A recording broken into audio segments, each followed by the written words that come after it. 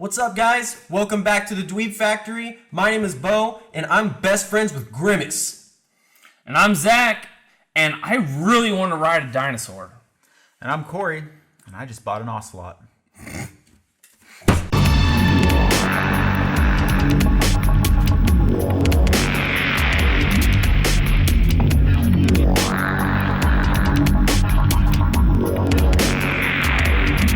Hey guys, welcome back to the Dweeb Factory. We're here to do our full spoiler review. It should say it in the title. If you have not seen the movie yet, we are doing a full spoiler review. If you have seen the movie, this is your chance to get either mad at us or agree with us. And we're just gonna always, as always, hop right into it. Which, by the way, by the box office results, if you've not seen this movie, you are the only person in the world who's not seen this movie. Climb out from underneath that rock and go spend some money on it. Even Kevin saw it, and Kevin has never seen Mad Max. Kevin That's a crime literally in has itself. seen Raiders of the Lost Ark, 18 million times. like Lion King, and that's it. Like, Kevin sets a bar of, like, just going seeing movies. But he's a pro gamer. But- there's a lot of good things we have to say about this movie. Like Zach was saying, first and foremost is going to be the fact that it has broken the box office. It slayed Avengers. Which, did you guys ever think that was possible? No. Avengers set the new bar. I mean, when Avengers came out, I mean, it was gone. Just up there. Which is mind-blowing, but this is even more mind-blowing. No one expected this. Come on. A retelling of Jurassic Park, the fourth movie in the franchise, Chris Pratt, some other unknowns, like, everyone's like, it will do well. But all right. nobody expected it, like, being the overall #1 box office of all time. I still can't believe it. Why do you think it did that? It's not the best movie we've ever seen, but why do you think it did that? Because I have my own reasons why I think it did. Who doesn't like dinosaurs? Who doesn't point. like dinosaurs? Come on now. That's a good point. Who doesn't like Mad Max, but nobody wanted to go see that? It's true. I think what it was... No, I'm not getting over it. There's original content, Pacific Rim, Mad Max, but you guys get on about reboots and remakes, but none of you will go see original content. But Jurassic World was a real good refresher. It was not like a traditional remake or reboot where it's like, oh, it's the same thing, like Spider-Man or anything like that. Like, I had literally walked into this movie, I was blown away. There's tons of negatives, but yeah, I was blown away. I really liked the fact that here's one thing that I think is hilarious about this movie. They literally have the exact same premise and plot as they do, well, I guess not premise, but plot that they do with Jurassic Park, right? Yeah, very similar. Let's open up this part, let's wow some people, and boom, everything goes wrong. Everything goes wrong that could possibly go wrong. Every movie. I mean, come on. Even the toilets didn't flush. I know, yeah. Even the toilets didn't flush. But there was everything. I love how they threw back to the original the entire time. They didn't once mention The Lost World. They didn't once mention Jurassic Park 3. They didn't mention any of that. All they did was talk about actual Jurassic Park because everyone knows Jurassic Park was the best one. Yeah, It's like not mentioning your worst kids. It's like, we'll just mention the best kid. Yeah. Like me. Cynthia's the best, but Andrew and the other guy, I don't know who they are, but Cynthia's great. Right, there you go. And that's kind of what happened with this movie was let's see what we can do. Let's bring in Chris Pratt, which if you haven't watched Parks and Recreation, when he plays Andy, he is the funniest guy. He's always making references to other stuff outside of the show. He's always playing off of the other character, Ron Swanson. It is the funniest thing to see him do that, right? And then to see him come on and play the serious role, which we saw him in Guardians of the Galaxy. We saw how he handles the big screen. Yeah, the guy who cracks jokes but keeps a straight face kind of thing. And then we saw him in a role that he takes his role very seriously, where his character takes his job very seriously. And he had some funny lines, obviously. It's very different from Guardians, because even in Guardians of the Galaxy, which he was very Chris Pratt, a lot of jokey, a lot of this. Yeah, it was really different. It was very subtle humor. And if you're not an Andy Dwyer fan or Chris Pratt fan, you probably didn't pick up on it, but little lines, little here and there. It was really subtle, but yeah, it was a different take for him. I feel like this movie, with the financial results of it, and his little bit of stretching his acting ability, might push him into more roles. More dramatic, more serious, more in-depth roles. I agree. I got you. What did you think, Corey, about the movie? What was your initial thought? Would you watch? That's not good. Let's see. Jurassic What'd you walk World. away with? I mean, I'm a huge fan of the original. Loved it as a kid. Still watch it all the time. But to see something like this, I mean, it was awesome. Big theatrical debut for it. Finally bringing something back about dinosaurs and stuff like that. Don't see a lot of dinosaur movies. Godzilla does not count. It's a kaiju. It's kaiju. And, kaiju. As much as that word sounds really dirty, it's a kaiju movie. Gotcha. Let them fight! No, sorry. But yeah, there was, I mean, I like how they touched back on a lot of the old stuff. You know, seeing the goggles that they wore and stuff, how they still were battery operated and those batteries still were 20 years later. I don't know about that part. You know, seeing a 95 Jeep Wrangler started with a battery out of a razor. Come on, like, I don't know, man, but they also had the guy from Life of Pi who said Richard Parker about 1,000 freaking times throughout that whole movie, who was one of the funniest characters in Jurassic World. He really was. Yeah. And he also knew how to fly a helicopter and also how to do other like maneuvering patterns in a helicopter. Come on. I'm going to touch on that awesome. just like 2 seconds. It was really refreshing for me to see the owner of the park be in touch with the theme of Richard Hammond, the original guy. John Hammond. John Hammond, sorry.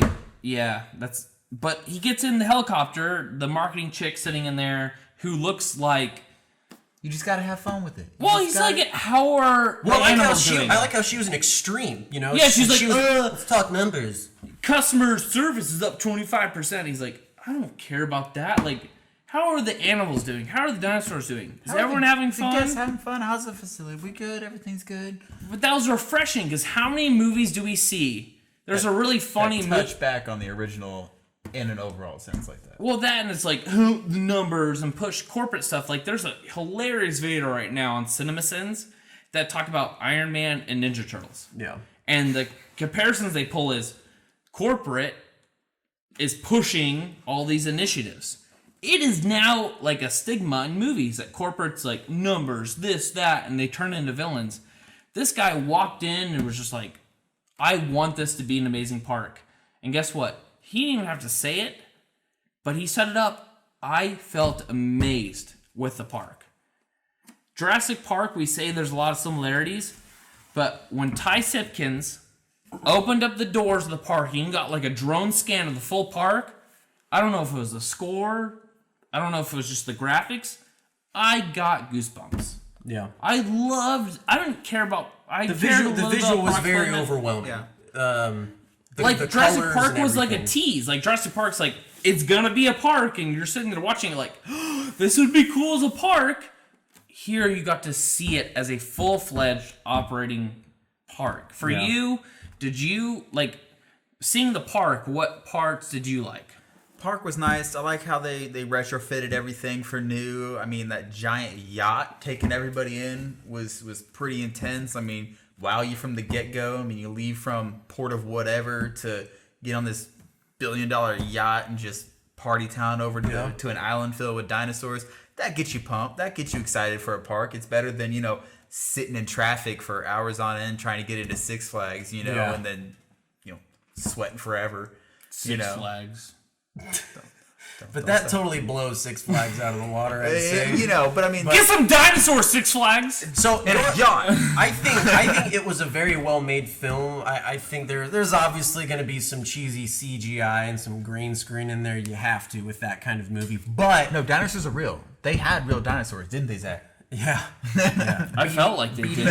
Just actually created some for them. But what about the practical... I brought this up in our non-spoiler review. I'll step back, but how did you guys feel?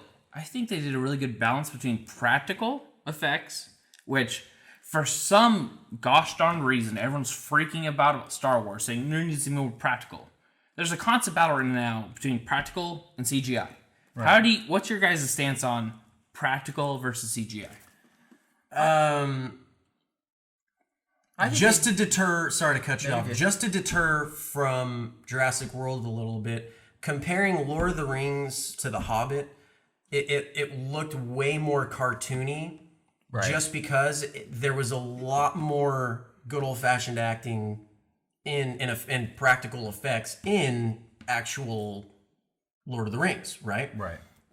Some of the things I really liked about the original Jurassic Park was when you saw that raptor go by when they're in the kitchen and you see him walking and stuff, and granted that was probably some dude walking 80s on, animatronics. yeah, who was like, Cajun. let's click this and stuff. But the actual effect of it was so real and so gripping. And that's one of the things I really liked about it was it felt real. You go back and watch Jurassic Park now, those dinosaurs look better than they did in any other movie. Right. Better than The Lost World. Better than Jurassic still Park. true. Well, Yeah. we look at it and we're like, that's kind of cheesy. But here's the thing: by the end of the day, it's not. For us, it's the effect of it. It still grips us. Yeah. Like there's some cheesy, like we can tell it's a guy holding a mic, but there's still some movie magic, the suspension of disbelief that brings us to it. Yeah. Corey, for you, you saw the difference. You saw. Were you able to tell the difference between CGI and what was real? yeah, the practical effects? Here and there were some parts where you could. I mean, but overall, they did a really good job with it. They did. I mean, the Raptors. I mean, they look good. I mean, when he was getting 1-on-1, when he got stuck in the cage with him, when he had to get that guy out, and he was just whoa, believable. I mean, if we had dinosaurs, I could see that. He was the alpha. He was the alpha. I mean, he had it. He had their reactions to him and how he was in there with it. It's plausible. You could see that happening. So Yeah. some of the more dramatic, T-Rex, other one, the Anonymous Rex or whatever it was. Impossible Rex or something. Impossible impossible to say Rex. When they were fighting with Old Blue, you just Old Blue. So my boy. let's get into that a little bit. So we know in the Jurassic Park 4, which was going to happen, which was as silly as nobody's business, which is like silly as Batman Unchained. That's an insult. Don't start that. Don't start that. But Jurassic Park 4 insult. Yeah, they were going to have humans spliced with like a dinosaur raptor and DNA, dinosaur. but they revamped it. But I think the Indominus Rex, I think it worked. Come on, they even said in the original movie, we don't have all the dinosaur DNA. Like, we're splicing it with reptiles and this to complete it. From a mosquito. From the original mosquito. Exactly. So, for your pleasure. Because we all know, like, dinosaurs had feathers. They could have been polka dot for all we know, but the geneticist in the movie said, we manufactured this for you, but people can complain about the Indominus Rex, about his abilities, the way the abilities were revealed. I think it worked.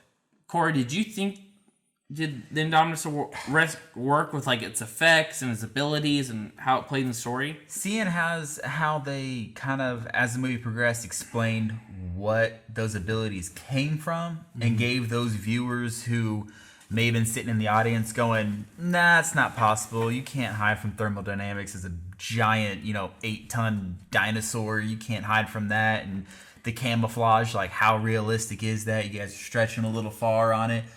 But then later on, they tell you they got it from this, which is a real world animal, Cuttlefish. real world insect that's gonna do that in everyday nature. And I can see how if you're gonna splice it, you're gonna use something, you're gonna get creative with it, because they were going for that wow factor dinosaur. They're going for what can we take the best and the coolest and the of all the animals, and we're gonna try to put it into one giant thing. Yeah. And they did that. They succeeded in that, and that worked. So Did it work for you? Okay. I've read Jurassic Park by Michael Crichton. I've also read The Lost World. Jurassic Park, the movie, is my go-to rainy day movie where I just want to, if I'm really upset, I get a tub of Haagen-Dazs, and rather than turn on Lifetime, I turn on Jurassic Park on repeat all day. Judge me, but I do that. Yeah. Mine's a Notebook, but that's a close one. That's horrible. What do you want? What do you want? That's the Gosling line, where he keeps asking her. Never mind. I'm crying during the whole movie. I don't even actually pay keeps asking, attention. what do you want for dinner? What do you want? My face is in Ben and Jerry's all the time. So Oh my gosh. Anyway. Anyway, but the thing about that for me is, and I'm gonna rant right now. I'm gonna get kind of fired up right now on things I did not like about this movie. We got some time. It's 4 a.m. No, Things I did not like about this movie. First off, B.D. Wong, the guy who plays Henry Wu, the guy who's the one that's like, we created Impossible Rex or whatever. He was the only returning cast. He was the only returning cast, and he died in the book. He got eaten. And also, John Hammond got eaten. And also, Gennaro got eaten. And also, the guy who was the Australian guy that was like, clever girl. First off, he never said that in the book. Second, he got drunk the whole time and he got eaten. Third, everyone got eaten except for like 2 or 3 people. That's the what happens T-Rex, when you get drunk, you get eaten. That's true. The T-Rex was also way crazier in the book than he was in the movie. Granted, he was awesome in the movie, but he was way more sinister. Also, why were there only 4 raptors on this island? There should have been way more. You know why? Because in the book, they created a certain amount. The female turned into their alpha.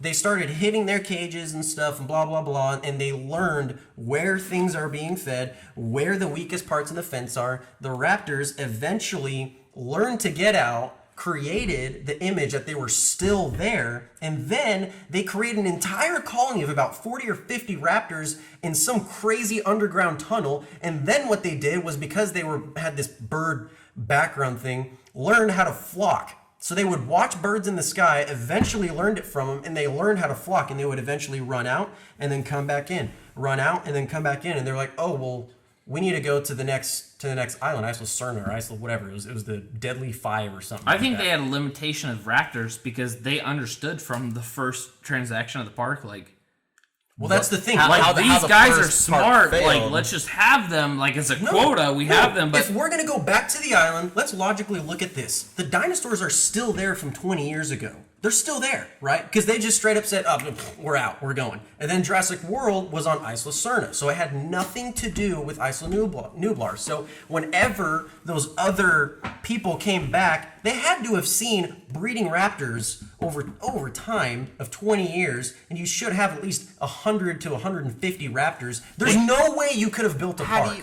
So if you InGen would never have the possibility. But I think they that. ignored the other 2 movies. I feel like they literally went from Jurassic Park this is to from Jurassic the first World. movie, is what I'm saying. But that's what I'm saying. I feel like there's a lot unsaid. They just went in like sorry, PETA. We said in our first non-spoiler review that no dinosaurs were hurt, but maybe they went and murdered 100. I don't know. Another thing is, why weren't there compies in this movie? The whole way they figured out that the park started going wrong was a little girl, which they actually showed the scene from Jurassic Park in the book in the beginning of Lost World, where a compy actually comes and munches on this chick. The girl actually got away. She got 1 bite. And then they studied the saliva and whatever, blah, blah, blah. And that's how they got questionable on, maybe we should inspect this island, right?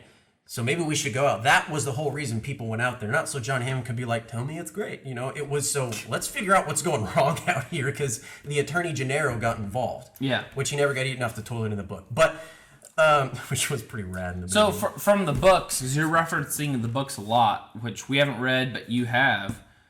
And to be honest, I want to go back and I'm really interested to read the books now, but I'm not gonna read the books. I'll take your word for it. The book is great. It's all about I'm not actually, reading words. So the book is all about science and actually IT. And it gets into like how they code stuff, and whenever the whole system was down, they actually had, the guy Samuel L. Jackson's character, he actually had to recode the entire thing. I forgot he was in that movie. Yeah, it was awesome. Hold Dude, on to he's your in butts. everything. Dude, gosh, he's like Mace Windu. Like, just the guy's Is that in, awesome? Oh my gosh. Snakes on a plane, bro. But anyway, He's like Pocahontas. He was in that too. Nice. He was in this frame. You don't remember it. But what I really liked about the book was that it actually showed why it was plausible for the dinosaurs to get out, rather than Dennis Nedry just saying like, you know, and he locks everything up and he actually shuts everything down. All of that was an accident. It wasn't on purpose like it was in the movie. And so there's a lot of things, and we're deviating from actual Jurassic World itself. But the main thing for me was just, if you're gonna throw back to the movie, I kind of didn't appreciate how they only picked the things that was like, well, these will make sense, but these things that we should probably explain make sense too, but we'll just sweep that under the rug. I wanted to see, well, because in the movie, the T-Rex annihilated those raptors, right? So yeah. It was a pretty fair battle in the first movie between, he's outnumbered, and he didn't die. The original T-Rex from the movie is still... No, the T-Rex annihilated the raptors is what I'm saying in the movie. Okay. And so so that's why it makes sense for them to, now we can genetically create all these raptors and stuff like that. Okay. But looking at it from the book and stuff, I'm just like, raptors destroyed everyone. Everyone. Plus, the way Michael Crichton describes them is they were brown and like yellowish greenish. So to see one where it's like silver and has like a blue stripe on it, like a race car, I was like... But at the same time, I Nice like that race they car addressed blue. that. That's like a device plot. They said, you guys told us to make it for like the audience. The whole premise of this movie, which we I didn't covered... think of that. Theme park. You have to make rides so their rides aren't roller coasters. However, you put them in balls, you send them out, and you see dinosaurs. The dinosaurs still have to be You interesting. see They have to be marketed. They have to be sold. however, the owner comes in and he says, I want animals. I want the actual animal itself. I want something that's going to be fearsome and feral. See what you That said? makes sense for it to be an actual original look of the dinosaur, not a race car raptor. That looked goofy, dude. But you say that, but in the movie, That's toy sales. Come on. Yeah. They still buy the end of the toy sales. Like, you can buy a Velociraptor that has a blue... Like, it didn't take me out of the movie. Yeah. It really didn't. You know what took me out of the movie? Somewhat was product placement, but whatever. You gotta pay for the movie somehow. Yeah, Margaritaville, Samsungs, and Mercedes. That was the entire... Yes, if I saw one more Mercedes-Benz in that movie, I was going to go stab the tire of every Mercedes-Benz in the parking lot, I swear. I do that anyways on a daily basis. They But sounded like Mustang GTs, too. What was up with that? They're all AMGs.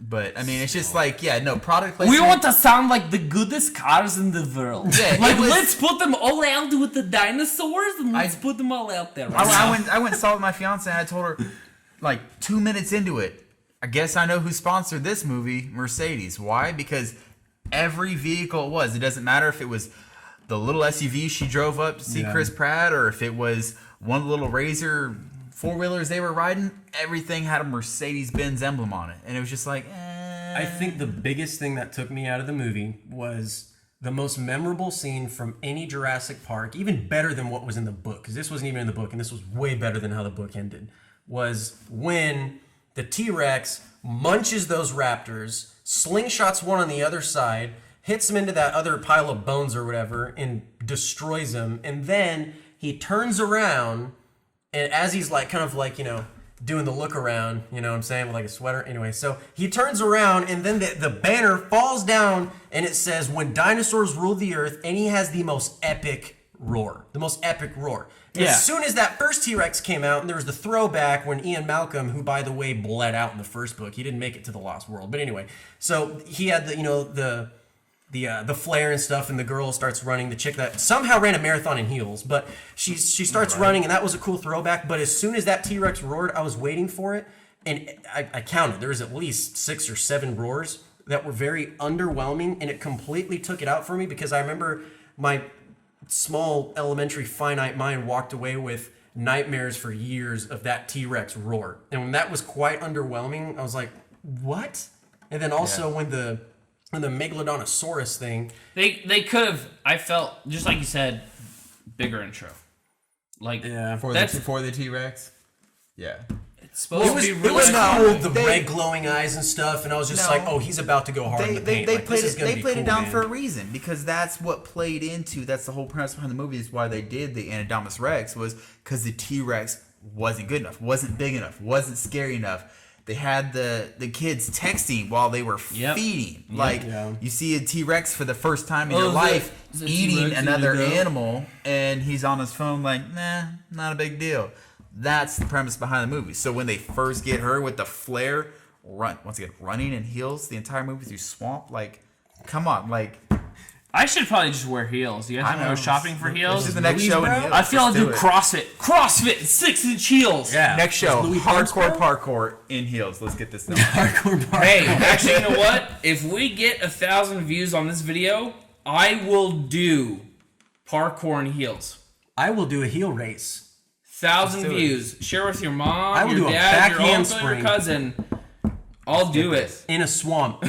In a swamp, being chased with a flare. But one of a really big moment for me was how the Indominus Rex, I don't even know the thing's name. No, you're right. Indominus Rex, yeah. whatever. But how Indominus Rex actually was killed off. So the fight scene was really cool with the Indominus bro and the T-Rex guy, and then the Raptor, Old Blue, jumping across their backs and stuff and just getting little nibbles here and there. That was really cool. It was like Raptor parkour. I'm going to jump to a lot of positives because I'm like bursting at the seams to get into positives. So, Well, hold on. You just get it out. Get all the negatives. Well, get hold some on. No, positives I have a out. lot of positives, 'Cause too. I'm like feeling like But a I think- 10-year-old kid at I his think first this is fair. something. I think this is something that a lot of people walked away play with with. this. Because I remember my brother was all like, "Why didn't they bring up the Megalodontosaurus thing like earlier on to give him a little bit more light in the middle of the movie?" Because then at the end they go through this crazy epic battle and that thing just comes up The and munches underwater. him. Yeah. Because for example, in Jurassic Park 3. When that Phinosaurus Rex dude comes in and he fights the T-Rex, annihilates him, and the way he kills him was awesome. You straight up see him get a like execute death kill. Right. And that's what I was kind of hoping. That's what I was kind of hoping, because another premise in the whole movie, what if they go back to the whole plot line of Jurassic Park, was, oh, the T-Rex is the ultimate end-all bad dude dinosaur. And he ended up not being that. He just kind of kicked him down, and then when he was going to get back up, the Impossible Saurus, the Megalodontosaurus guy came and ate him. Willy Wonkasaurus. And then the Raptor and him were just like Nux, I'm out. You're huge. So, Right. I mean, I was hoping the T-Rex would have just gotten down, grabbed his throat, ripped it off, and then stomped on his head. How many times in that big fight did the Anadromous Rex do that to the T-Rex? I Yeah. mean, at least once or twice, threw him by his neck, had him pinned down, and and then how he was able to get up from, couple feel broken like- ribs. Yeah. It was a battle of like thumbs because the reason what happened was these guys have really heavy heads.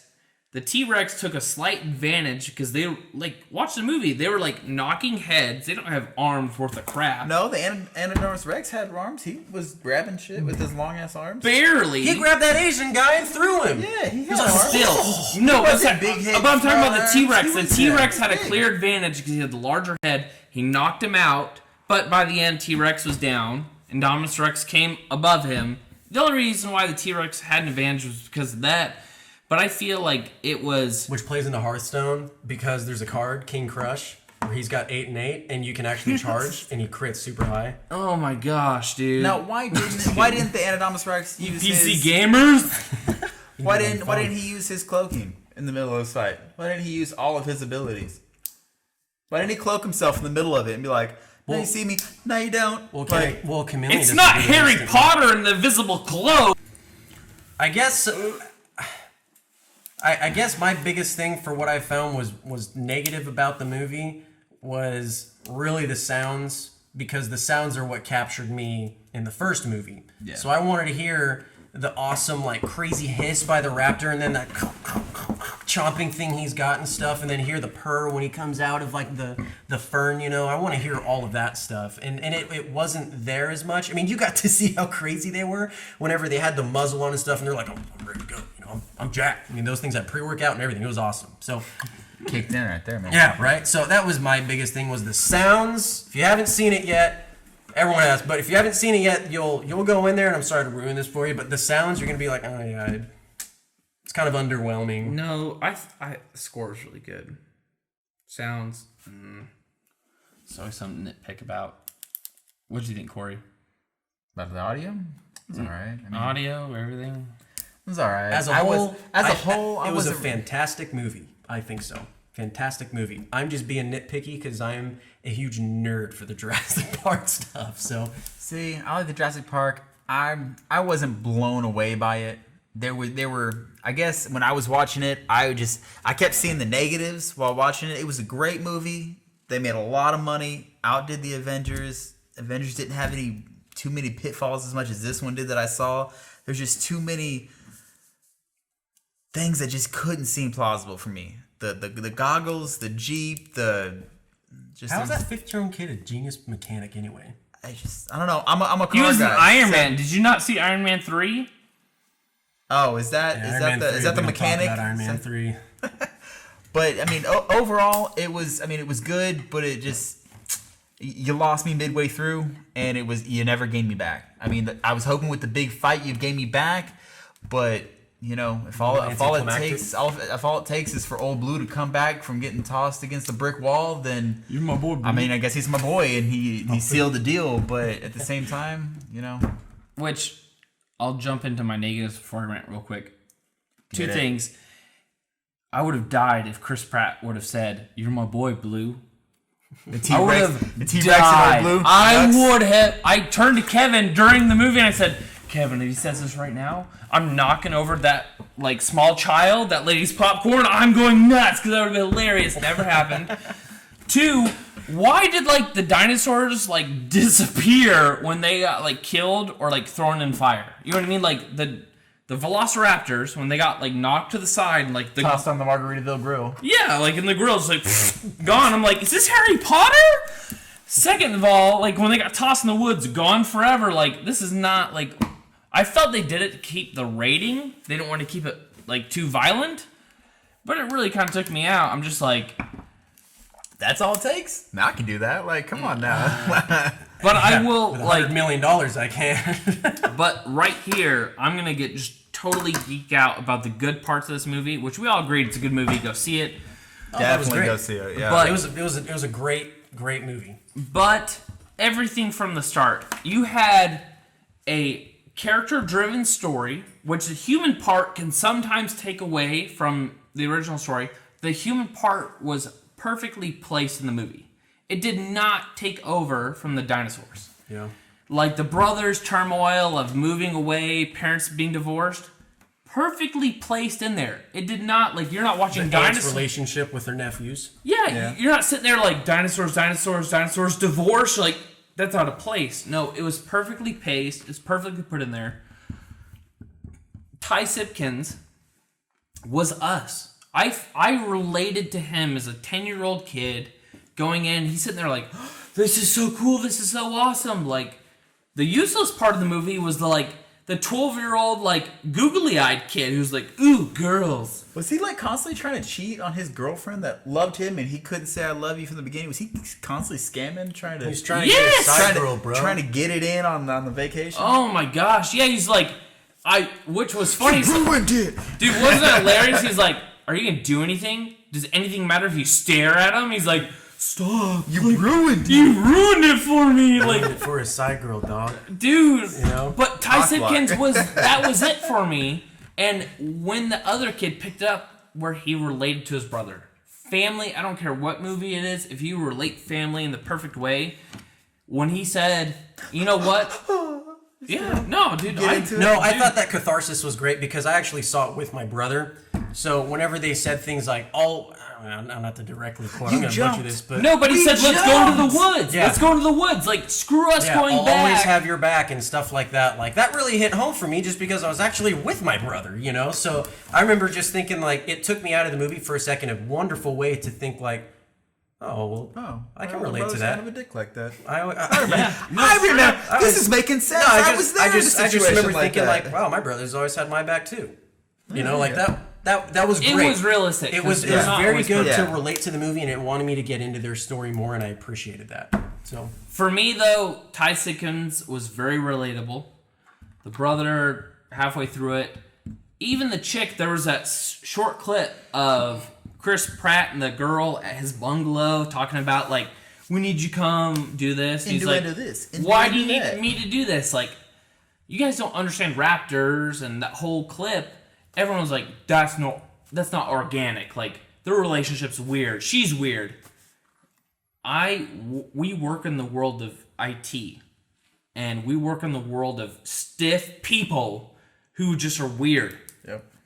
That was totally relatable. I work with executives, CFOs, CEOs. The boss and the weird IT, the selective IT guy, totally plausible. Yes, that chick totally fit the stereotype of that. Yeah. So it was totally plausible for me, and even the relationship was good. Speaking of that industry, you hear things we'll get a call in. It's, oh, well, I know it's as easy as, just a 1, 2, 3 click. I know it. I know. No, you don't. Then do it. No, it's not. You have to open something up and look at it and dissect it and think, oh, now I understand this is a feral situation. These are animals. These are real animals. Oh, it's something we created. I know they're animals. It's technically. Why do you guys say just create another one? It's okay. Don't worry about it. And I remember one of the parts I liked, which was in the preview, was when he said, when the girl said, well, they're just animals. I forget who it was. They're just animals. And he goes, a highly intelligent animal.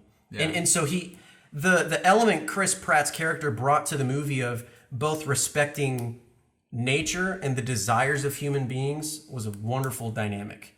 It was great. Now, what do you guys think about the whole adding the military aspect to it? I mean, having that... InGen has to be there. InGen is a huge part. I thought it was realistic.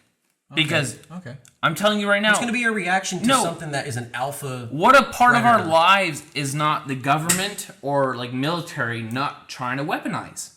Fair enough. Legitimately. Waffles. No, seriously, Waffle House. You guys have dinosaurs. House. You're not telling me there's not some private sect like Blackwater or IGN that's trying to weaponize... Sponsors. Blackwater sponsors us. Dude, we could have a bulletproof face. They were dissolved publicly. Of course they were. I read a book. That's fine. Just deliver an envelope to money to my doorstep. But that's what I'm saying.